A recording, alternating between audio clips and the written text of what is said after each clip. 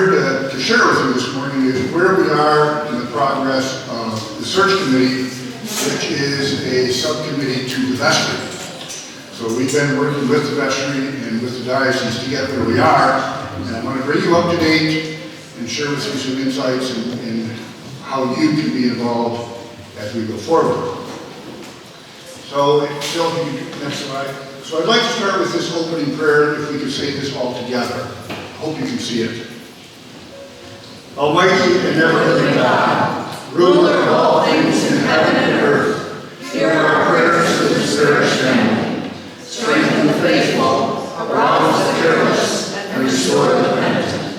Grant us all things necessary for our common life, and bring us all to be of one heart and mind within your Holy Church, through Jesus Christ our Lord. Amen. Next.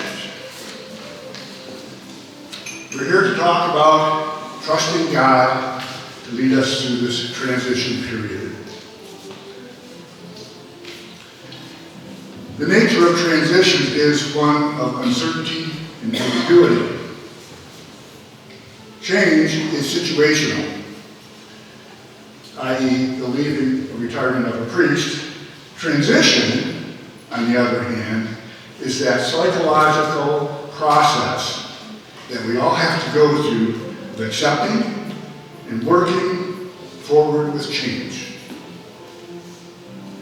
That's important. It's a psychological process. We may feel physical at times in our hurt, but it's a process we all have to go through. None of us go through this at the same pace. Bill, you can go to the next slide. We are in different phases at different times. And so transition happens. We go through it unevenly. I may go through the first step faster than you, but I may be slower in the middle than you as I process, and vice versa. We all have to go through this together. And the more we share about it, the better we'll be going through it. No man is an island. Each of us will go through this at our own pace. And we can help each other along the way. Hopefully, we won't be a roadblock to someone's processing, but help. That's the key. We all need to help each other progress through this process.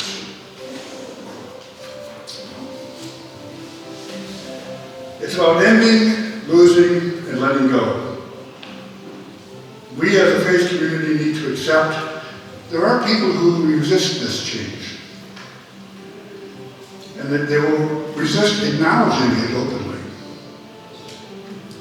We each need to understand each other's emotions and work through these signs of grieving. Listen empathetically, and treat each other with respect. Most importantly, communicate openly. Openly being the key. Don't be secretive about your feelings. Don't go behind the closed doors to hide your feelings. Let's talk about them. Let's share those feelings. That's how we progress. Phil?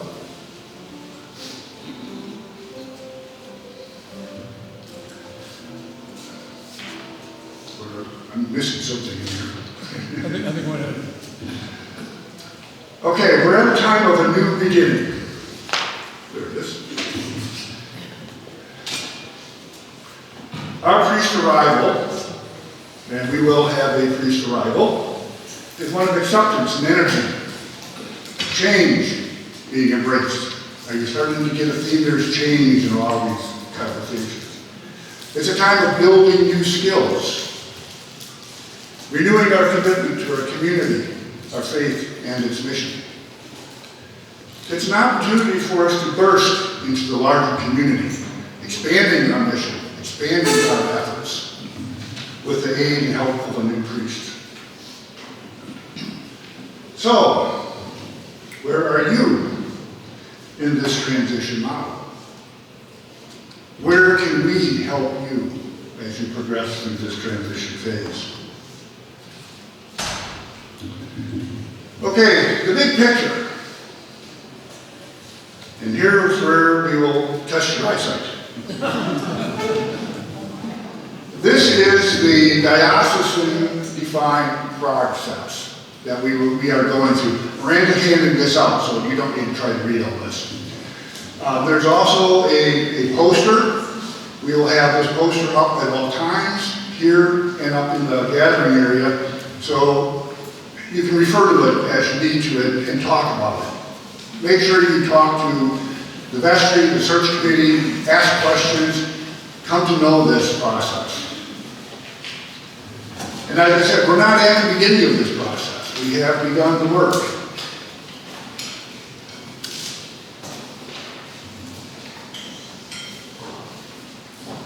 We are fairly well down that first column at this point.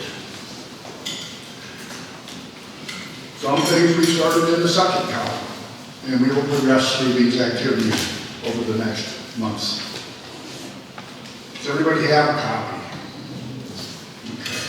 I don't want to go through this line by line because it's in a lot more detail than I think we need to for this discussion. But be aware that there is a process, there are defined milestones, and we'll be working through these. And I will ask your patience as well as we go through these processes. I've already been asked, so do we have any priests in the room yet?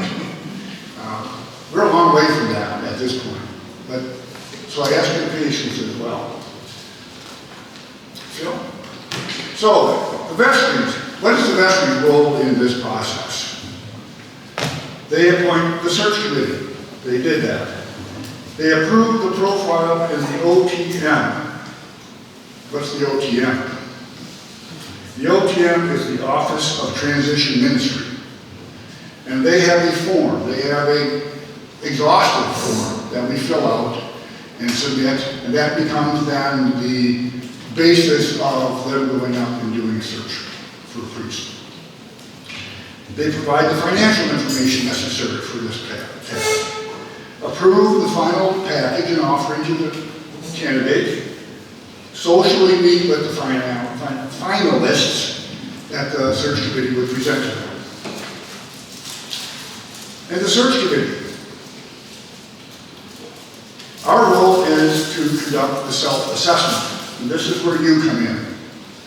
This is very important. We are going to have small group meetings, and I'll talk more about that in a minute. And you will be asked to participate in them.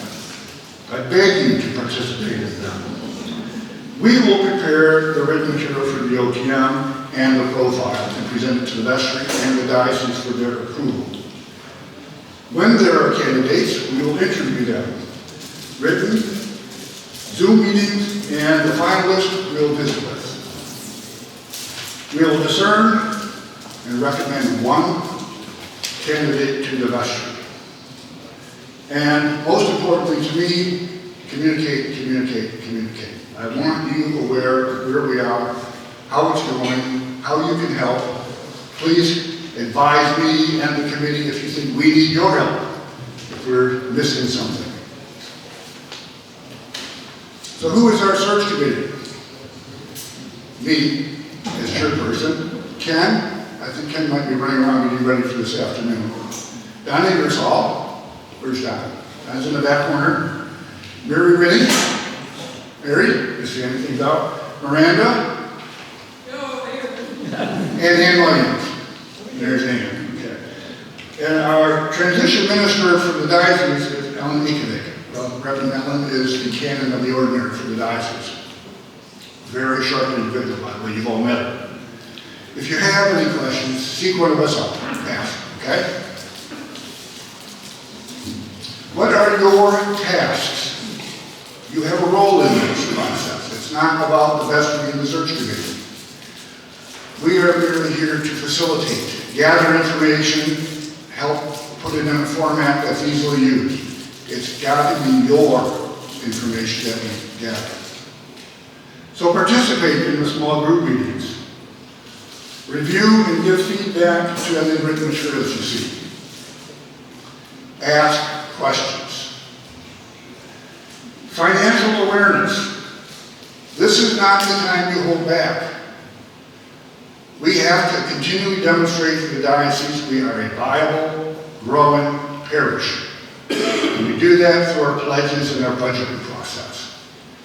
So please, if you haven't yet turned in your pledge cards, please do so. And if you can, stretch a little this into the year to do it. Because the more financial stability we can show the diocese, the more lenient they're going to be and what restrictions they might put on us going forward in selecting a priest. Understand that the search committee and the vestry have to maintain confidentiality about our potential candidates. I'll answer any kind of questions you have about the process, where we are, how it's going, but I will not answer a single question or give you a nod of the head or anything when you ask about a candidate. I can't even tell you if they're a pet lover. Okay? Don't ask about the candidates. We will not be able to talk about them. And of course, what Ellen has a role in this. The diocese has a role in helping us through this process as well. She is our coach. She's our advisor. And she has already been meeting with us. She will approve with the bishop all the written materials that we submit. She will be the one in charge of posting that out into the larger world and going to the conventions where these canons meet and discuss openings and priests that are available. She will recruit and vet the applicants, again, through this process of going to the larger national church and looking for the right person. And she will do other tasks as needed or requested. Okay, so what are the next steps specifically for us? Select the search committee. Check, done. Review the small group meeting facilitator guide. We've done that. We understand our role in that process. Develop the plan and present it to the vestry. We've done that. Parish meeting to explain the next steps. Yay! We're here. Communicate. Begin the dialogue with the parish members. Again, we're doing that today. There'll be a mailing to all of you in the next week or so, further explaining where we are with our intentions and asking for your participation in the small groups.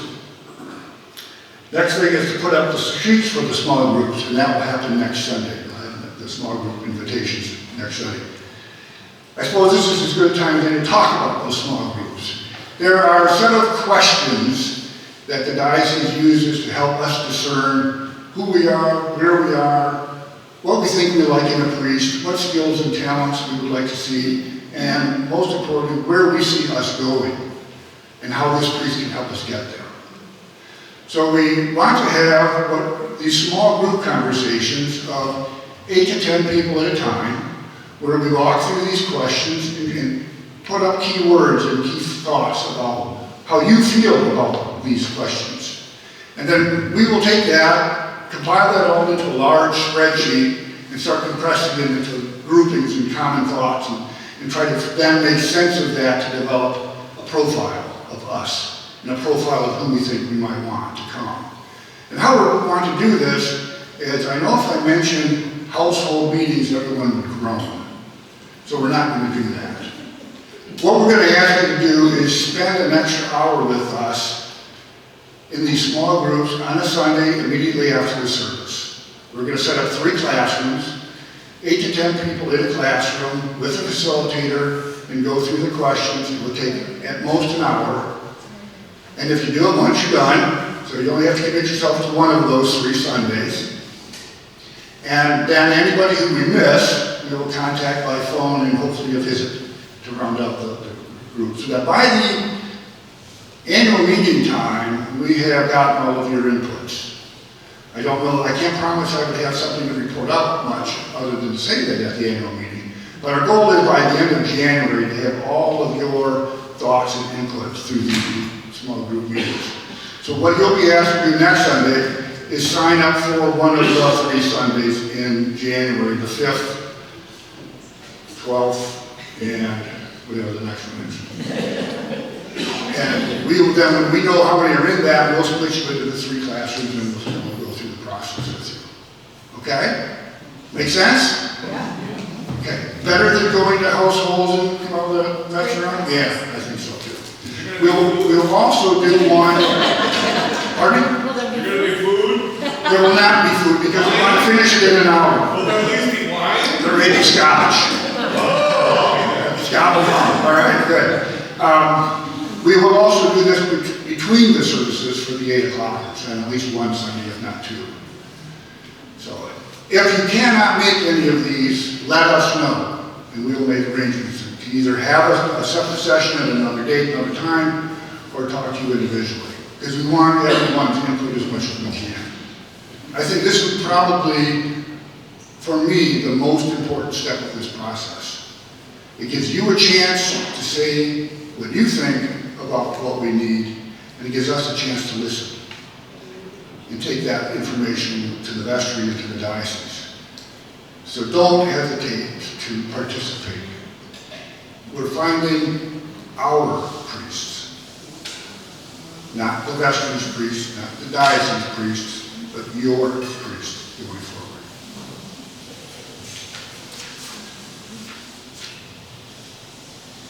Okay. So we're hosting the group discussions in January. We do plan to come back to you with feedback of what we've discovered in those conversations. It's not a one-way street where we're asking you to give us all this information, we disappear with it. We will come back and talk with you about it and share what we think we heard. And if we're wrong, we need you to tell us. Then we will finalize all the written material, the profile, the OTM, whatever else that the diocese requires of us to have this prepared for them to then go out and start looking for a priest. In March, those materials will be posted. Also in March, Reverend Ikovic goes to a national gathering of all the canons who have openings. And if we're ready, she can present our profile at that time to that large group, which is of a benefit. Then in the spring through the summer, hopefully we have candidates to interview and go through a discernment process.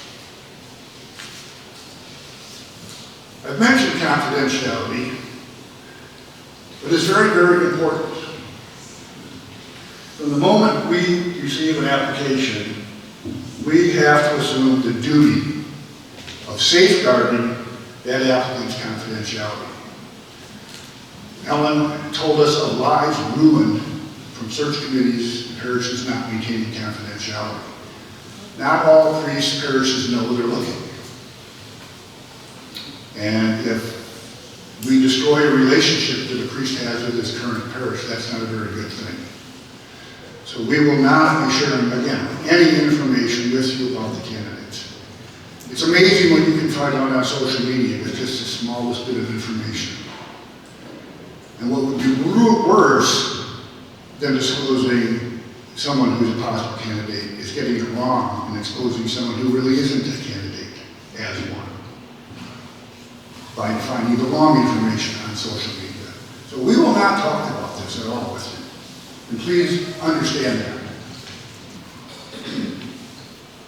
We have to create a safe place for discernment, as I've said.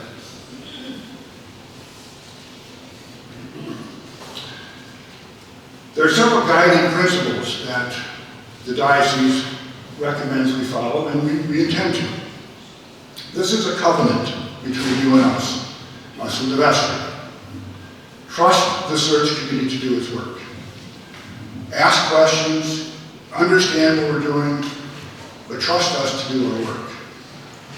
The vestry and the search committee are entrusted with the holy work of finding our next pastor, priest, and teacher. By appointing this search committee, the vestry has freed itself to focus on leading the church through this transition. This isn't just a search, as I started this conversation with you this morning. It's a transition. The search committee is part of that. We have a role in that transition, as all of you do. And the vestry is to help us all through that. And that's why the search committee is a subcommittee to the vestry. Communication. I promise to you will get tired of hearing me talk, if you're not already. Anxiety is a natural reaction to this process, but it can be reduced with communication. Rumors love a vacuum. Communication closes those vacuums. So you will be hearing from us a lot. Additionally, it's crucial that the warden and search committee chair, that's me and Scott, maintain regular communications as well as us with Ellen.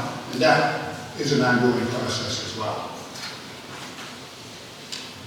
And again, confidentiality. This is not a joke. People's lives and livelihoods are at stake.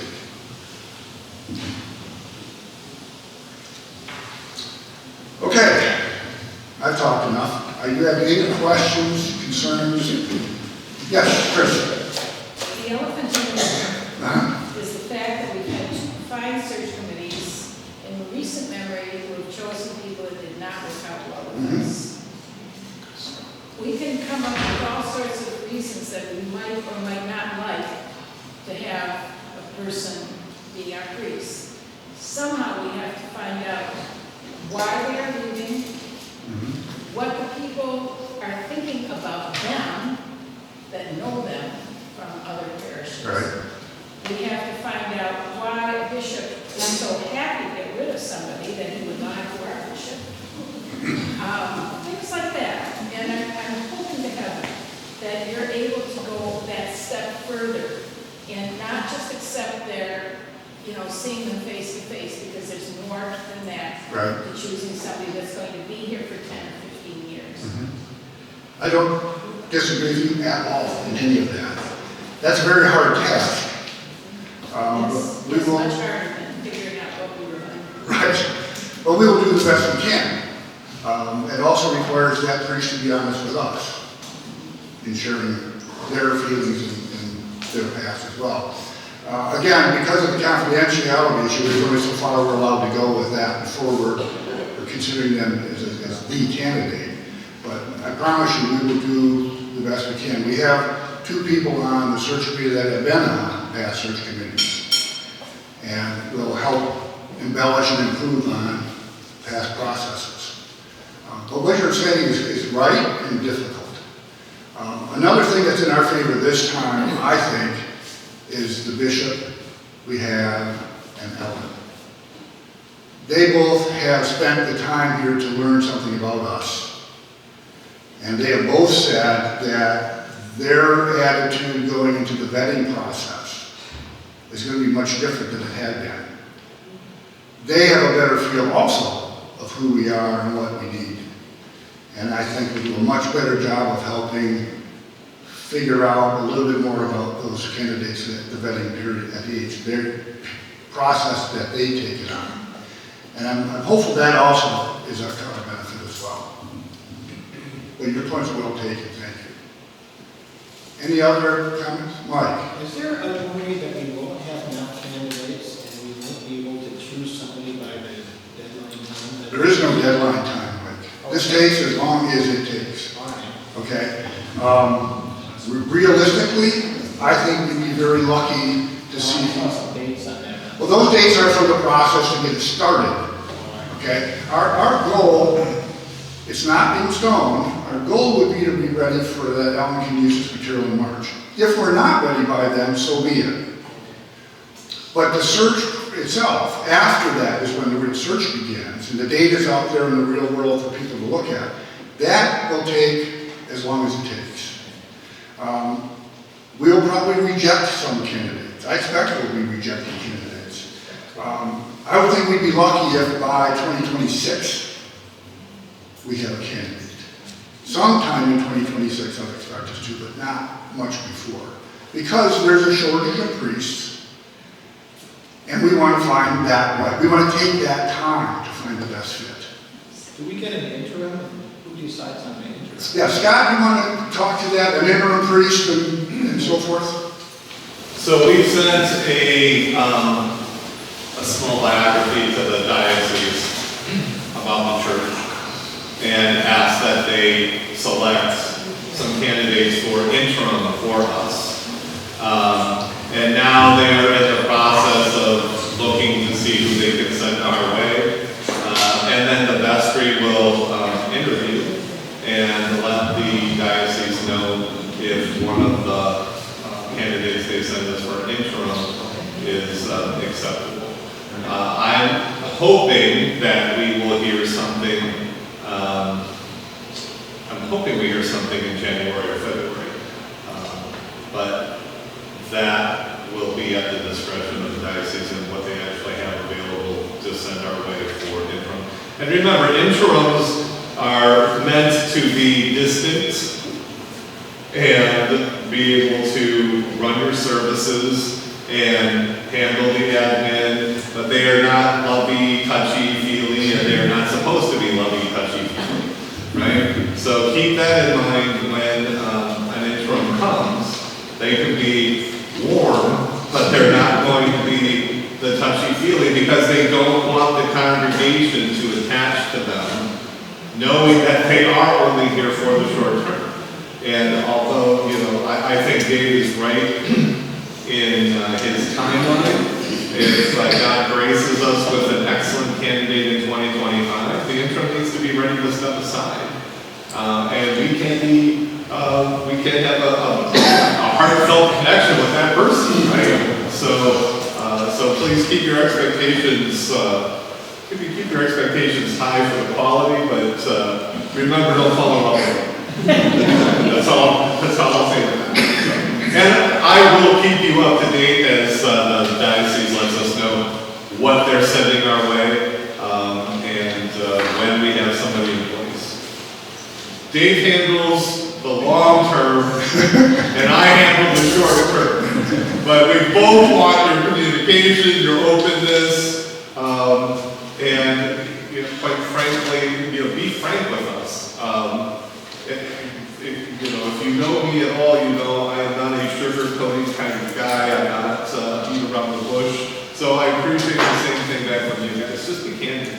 If there's something that you're worried about, or something that's stressing you out, or something that you need from me, or the vestry, or the search committee, vocalize. I'd rather you vocalize it than internalize it, because internalizing it leads you going to another parish. And vocalizing it helps us to figure out if maybe you're not the only one who feels that way. And there are other people that are afraid to say something. And David and I will have an opportunity to address it. So please, be bold. And we will as well. Thanks, John. Anything else? Any other questions? I'll make a comment about the role of an interim, because I've been in Scott's position in past times. Sometimes they'll ask the hard question too, because they aren't building a loving relationship with us as much as a priest would normally. So a good interim will kind of question us, push the button a little bit to see where you are, and make sure that you're on the right track yourself, ourselves. Our mission is the right thing for us, to fit us. So we need an interim that'll stir us a little bit, which is good. That's a good thing for us all. John? Will you be traveling to other churches to see the candidates in their environment? Oddly enough, my conversation with all is they really don't find that being very helpful. Because again, it is confidential issue, you can't go in there and say, I'm looking to hire your priest, can you tell us something about me? I want to sneak in there. And so they said they found that to be a very limited value at a huge expense. So I still think there's value in doing that, and we'll see where we get to that point if we would. But the diocese has not been an advocate of that process. With live stream, we could look at potential candidates a lot better than we could have 20, 30 years ago. And without the added problems that a group of people show up in the back of the pew and confidentially becomes a dead issue at that point. The thing you can't do is the kind of things Chris is talking about, though. Why are they leaving? What does their parish feel about them? Things like that. And I don't know how you can explore that on live stream, but we'll have to figure that out. Well, it was interesting. I mean, if you remember when the bishop was here, we asked her specifically, can we ask questions? And she was emphatic that we know we can. but should. Yeah, But that's their job. They can ask those questions. Now, the candidate may say, I don't care to answer, that's perfectly fine and true, but a reluctant answer may draw another question. So I was impressed at how candid she was. she was Said very we really candid. should do She that. was very candid. And Ellen as well. As I said, I think this time we have a much better partner from the diocese than we've had in the past two searches, for sure. Ken, would you agree? Having been there? Absolutely, it's like night and day. Yeah. The other thing is, God willing, we won't have COVID in the middle of a search process. Amen. Because we have candidates at the beginning and candidates later, and everybody's patience was wearing very short. That said, I would like to say, we talked to all the people that were in a supervisory role over Father Brian, as well as several folks that they were comfortable with us talking with. And our bishop talked to their bishop, and we did not get honest answers. And it would be lovely if we could make sure that doesn't happen. I don't know how you do that, but we'll do our best. Right. That's for sure. Alice? So one other thing, once you get to a candidate and they have, they give references, and the search committee can contact those references. And get Yeah. So, obviously there are references that that person has put forward, so it's like their friend or whatever, but you can still get an idea of different things from the references. I know that you guys are all, there's a lot of anxiety around this search, I understand that. What I would ask you to do is, let the Spirit flow and pray. And let the search committee worry about the minute of the minutia of what's going on in the future. I think that God will provide. I say this all the time. I truly believe it. I think we need to believe it. We love each other. We take care of each other. We pray about it. We are open in our communications, and we let the system work the way it's supposed to, and God will bring us the right person. But I think if we get into the minutia ourselves as the congregation and trying to vet every little detail of somebody's life, it will be a nightmare and raise the anxiety level. That's what the search committee is here for. That's why we elected the search committee. Let them do their job and just love them and don't get pissed at them. Because they need your love, right? Because it is a lot of pressure. A lot of pressure.